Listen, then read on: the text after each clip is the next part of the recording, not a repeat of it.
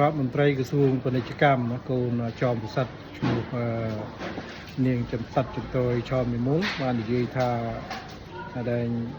ការដែលសហរដ្ឋអាមេរិកនិយាយថាកម្ពុជាយកពន្ធសហរដ្ឋអាមេរិក 97% ហ្នឹងគឺជារឿងខុសពិតដោយកម្ពុជាយកពន្ធសហរដ្ឋអាមេរិកក្រោមបន្ទាត់ណាអង្គការនៃ WTO ទៅទៀតណាត្រឹម 0% ទៅ 25% ទេដូច្នេះអ្វីដែលអាមេរិកនិយាយហ្នឹងគឺមិនពិតមិនដឹងថាអាមេរិកបានទូលេខមកពីណាអញ្ចឹងទេខ្ញុំផ្ដល់យោបល់ដូច្នេះពីព្រោះរបបរាល់ថ្ងៃហ្នឹងគឺបកែណាជាពិសេសបុគ្គលរដ្ឋណានិយាយអីលឺលួសឬក៏យ៉ាងម៉េចអីហ្នឹងតែងតែចោទថាបង្ខូចគេឈ្មោះហើយប្រឹងប្រែងចាប់ដាក់គុកអញ្ចឹងរបបហ៊ុនសែនណាហើយកូនហ៊ុនសែនហើយនាងចោមនិមលហ្នឹងណានាំគ្នាប្តឹងតត្រាំទៅហើយឬក៏ដឹងសហរដ្ឋអាមេរិកទៅពីបទอะไรបង្ខូចឈ្មោះណាមូលបង្កាច់ណាធ្វើឲ្យខូច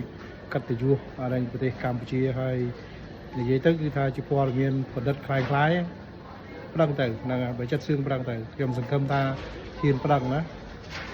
ធ្វើអញ្ចឹងទៅឲ្យដូចធ្វើជាមួយនឹងប្រជាជនខ្មែរណា